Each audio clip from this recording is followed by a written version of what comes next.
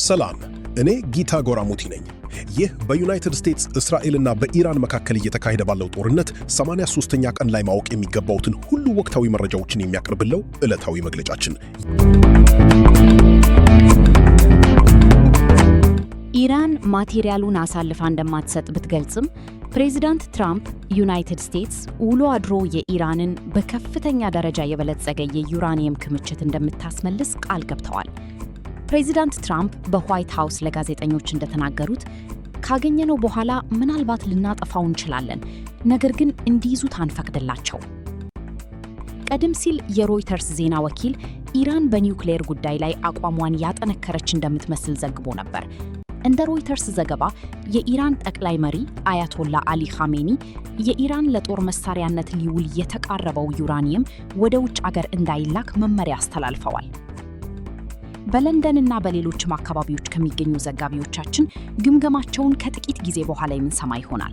መጀመሪያ ግን ትራምፕ በዚያ ቁልፍ በሆነው የዩራኒየም ጉዳይ ላይ የተናገሩትን እንስማ። የኒውክሌር ጦር መሳሪያ እንዳይኖራቸው እናረጋግጣለን፣ ወይም ደግሞ በጣም ከባድ የሆነ እርምጃ መውሰድ ይኖርብናል።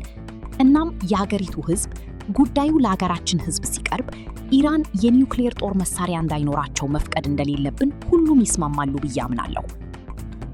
አዎ ዳንኤል፣ በዚያ ላይ ልስራበት።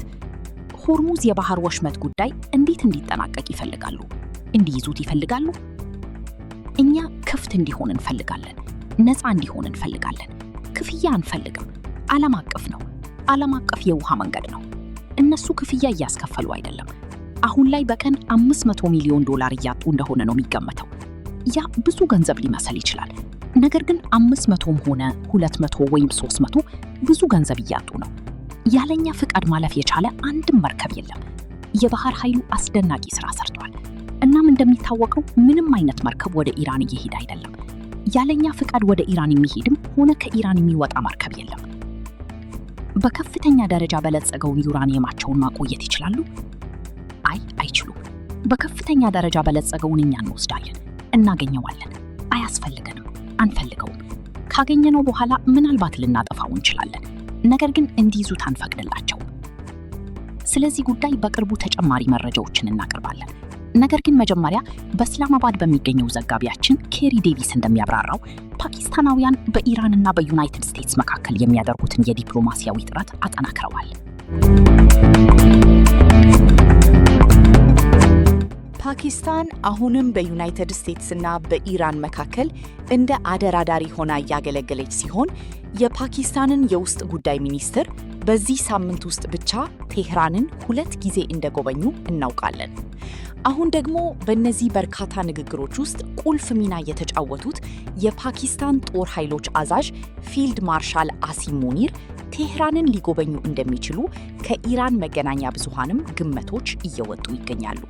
ስለዚህ ጉዳይ ከፓኪስታን በኩል የተሰጠ ይፋዊ ማረጋገጫ እስካሁን የለም። ታዲያ በእነዚህ ንግግሮች ውስጥ ዋና ዋናዎቹ አወዛጋቢ ነጥቦች ምንድን ናቸው? ትልቁ ፈተና የትኛው የፖለቲካ ትርኢት እንደሆነ እና ከትዕይንት ጀርባ የትኛው በእርግጥ እንቅፋት እየፈጠረ እንደሆነ በትክክል ለማወቅ አስቸጋሪ መሆኑ ነው። ከእነዚህ ጉዳዮች መካከል ጥቂቶቹ የሚከተሉት ናቸው።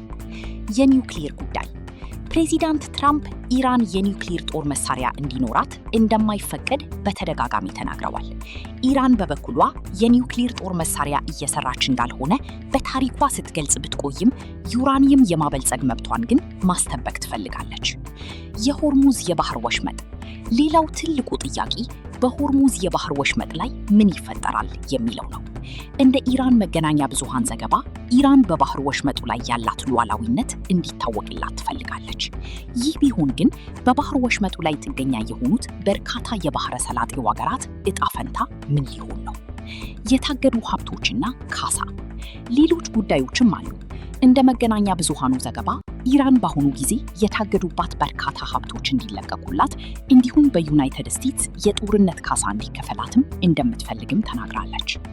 ከሁሉ በላይ ያለው አንዱ ትልቅ ጉዳይ ሁለቱም ወገኖች ለአገር ውስጥ ታዳሚዎቻቸው ወይም ህዝባቸው እንደ ድል በሚቆጠር ውጤት ይዘው መውጣት መፈለጋቸው ነው። ስለዚህ ኬሪ ዴቪስ እዚያ እንዳብራሩት የኒውክሊር ጉዳዩ ለጦርነቱም ሆነ ለማንኛውም የሰላም ንግግሮች ማዕከላዊ ነጥብ ነው። ዩራኒየም ለምን ይህን ያህል አስፈላጊ እንደሆነ ተጨማሪ መረጃዎችን ይዞ የጸጥታ ጉዳያችን ዘጋቢያችን ፍራንክ ጋርድነር ቀርቧል። የኒውክሊየር ጉዳይ በአንድ በኩል በኢራን እና በሌላ በኩል ደግሞ በእስራኤል እና በዩናይትድ ስቴትስ መካከል ላለው አለመግባባት ዋና ማዕከል ነው። ምክንያቱም እስራኤልና አሜሪካ ኢራን በድብቅ የኒውክሊየር ቦምብ ለመስራት ወይም የኒውክሊየር ቦምብ ሊኖራት ወደሚችልበት ደረጃ ለመድረስ እየሞከረች ነው ብለው ስለሚጠረጠሩ ነው። ይህም በእስራኤል ላይ ወይም በየትኛውም የቀጠናው አገር ላይ ሊውል ይችላል የሚል ስጋት አላቸው። ኢራን ይህንን ታስተባብላለች። ነገር ግን ሐቁ 441 ኪሎ ግራም ዩራኒየም ለሲቪልና ለሰላማዊ ዓላማ ከሚያስፈልገው መጠን እጅግ ባለፈ ደረጃ ማበልጸጓ ነው። እናም ይህ ወይም ቢያንስ ከዚህ ውስጥ 200 ኪሎ ግራም የሚሆነው ባለፈው ዓመት በአሜሪካ በተደበደበው በኢስፋሃን ስር በሚገኙ መሿለኪያዎች ውስጥ ወይም አሁንም ናታንዝ በሚገኘው ሰፊ የኒውክሊየር ተቋም ውስጥ እንደሚገኝ ይታመናል። በመቀጠል ደግሞ አሁን እየተካሄደ ያለው የኒውክሊየር ማበልጸግ ጉዳይ አለ። ኢራን የራሷን ዩራኒየም በገዛ ሀገሯ የማበልጸግ መብቷን ትጠይቃለች። በአንጻሩ ዩናይትድ ስቴትስ እና እስራኤል ደግሞ ይህን ሙሉ በሙሉ ማስቆም ይፈልጋሉ። ነገር ግን እዚህ ላይ የተወሰነ የመደራደሪያ ዕድል አለ። ኢራን ለምሳሌ ለ5፣ 10፣ 15 ወይም 20 ዓመታት ዩራኒየም ማበልጸጓን እንድትተው በጊዜያዊ እገዳ ወይም ሞራቶሪየም ላይ ሊስማሙ ይችላሉ። አሜሪካና ኢራን ሊቀበሉት በሚችሉት ነገር መካከል ሰፊ ልዩነት አለ። ነገር ግን በመጨረሻ ዋናው ችግር እዚህ ላይ ምንም አይነት መተማመን አለመኖሩ ነው። ዩናይትድ ስቴትስ እና እስራኤል ኢራን ቃሏን ትጠብቃለች ብለው አያምኑ። ይፋ ስላደረገቻቸው ነገሮች እውነተኛና ግልጽ ነበረች ብለው አያስቡ። ኢራንም ዩናይትድ ስቴትስን አታምንም። ከዩናይትድ ስቴትስ ጋር ለድርድር በተቀመጥን ቁጥር ትላለች። ከአሜሪካ ጋር ለድርድር በተቀመጥን ቁጥር ስምምነቶቹን ያቋርጡና ከኛ ጋር ወደ ጦርነት ይገባሉ የሚል እምነት አላት። ስለዚህ ይህ የኒውክሊየር ጉዳይ እጅግ በጣም ውስብስብ፣ አስቸጋሪ ነው። ፍራንክ ጋርድነር ነበር የተናገረው። አሁን ከኔ ጋር የቢቢሲ ፋርሲው ቢቢሲ ፐርዥን ጂአር ጎል ይገኛል። ጂአር፣ ጠቅላይ መሪው በእርግጥ መመሪያ ማስተላለፋቸውን ምን ያህል እርግጠኞች ነን? እሳቸውን ጨርሶ አላየናቸውም ወይም ከሳቸው ምንም አልሰማንም። አጭሩ መልስ በትክክል ምን እየተፈጠረ እንዳለ አናውቅም። በኢየሩሳሌምና በኢራን ኃይሎች መካከል ከተፈጠረው ግጭት አንስቶ አሊ ኻሜኒ ጥቃት እንደደረሰባቸው እናውቃለን።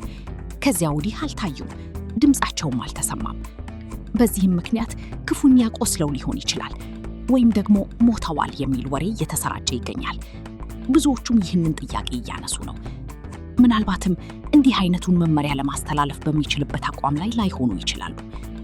ነገር ግን ባለፉት 2 ወራት ውስጥ ከሳቸው እንደተላለፉ የሚነገርላቸው መልእክቶች በአብዛኛው ከኢራን አብዮታዊ ዘብ አዛዦች ጋር ጥምረት ካላቸው አክራሪ ሃርድላይነርስ መሪዎች አቋም ጋር በጣም የተቀራረቡ መሆናቸውን እናውቃለን። ለምሳሌ ዛሬ በዚህ ድርድር መካከል እያለንና ፓኪስታን በሁለቱ ወገኖች መካከል ያለውን ልዩነት ለማጥበብና ለማስታረቅ ጥረት እያደረገች ባለችበት በዚህ ወቅት በድንገት በእስራኤል ቀጠናው ውስጥ ያሉትን አካባቢዎችን የሚያሳይ ካርታ ማሳተማቸውን ሰምተናል። ተጨማሪ መረጃ በመግለጫው መጨረሻ ላይ የተቋረጠው ሐሳብና የሁኔታው አጠቃላይ አዋጅ የሚያሳየው የኢራን አብዮታዊ ዘብ IRGC ያወጣው ካርታ በእስራኤል በአሜሪካ የጦር ሰፈሮች ወይም በሆርሙዝ የባህር ወሽመጥ አካባቢ ሊጠኩ የሚችሉ ስትራቴጂካዊ ኢላማዎችን የሚያሳይ ሊሆን እንደሚችሉ የፖለቲካ ተንታኞች ይገምታሉ። ይህ ክስተት የሚከተሉትን ተጨማሪ አንድምታዎችን ይዟል። የስልጣን ሽግግር ስጋት። አያቶላ አሊ ኻሜኒ በህይወት ከሌሉ ወይም ውሳኔ መስጠት በማይችሉበት ሁኔታ ላይ ከሆኑ የሀገሪቱ የውሳኔ ሰጪነት ኃይል ሙሉ በሙሉ በአክራሪ ወታደራዊ መሪዎች እጅ ወድቋል ማለት ነው። ይህ ደግሞ ጦርነቱን ወደ ከፋ ደረጃ ሊያሸጋግረው ይችላል። የሽምግልናውን ከፋ። ፓኪስታን ጦርነቱን ለማብረድ የምታደርገው የዲፕሎማሲ ጥረት በኢራን በኩል ማንን ነው ማናገር እንዳለበት ግልጽ ባልሆነው በሲቪሊያን ገቨርንመንት ቨርሰስ IRGC እጅግ ፈታኝ ሆኗል። የነዳጅ ገበያው ቆይ የኢራን ወታደራዊ መሪዎች የሆርሙዝ የባህር ወሽመትን በተመለከተ ጠንካራ አቋም ማሳየታቸውን ተከትሎ ቀደም ሲል እንደተገለጸው የዓለም የነዳጅ ገበያ በሐምሌና ነሐሴ ወራት ታይቶ ወደማይታወቅ ቀይ ቀጠና ከፍተኛ የነዳጅ ዋጋ ንረትና የእጥረት ቋዩ ውስጥ ሊገባ የሚችለውን ስጋት እውን ያደርገዋል።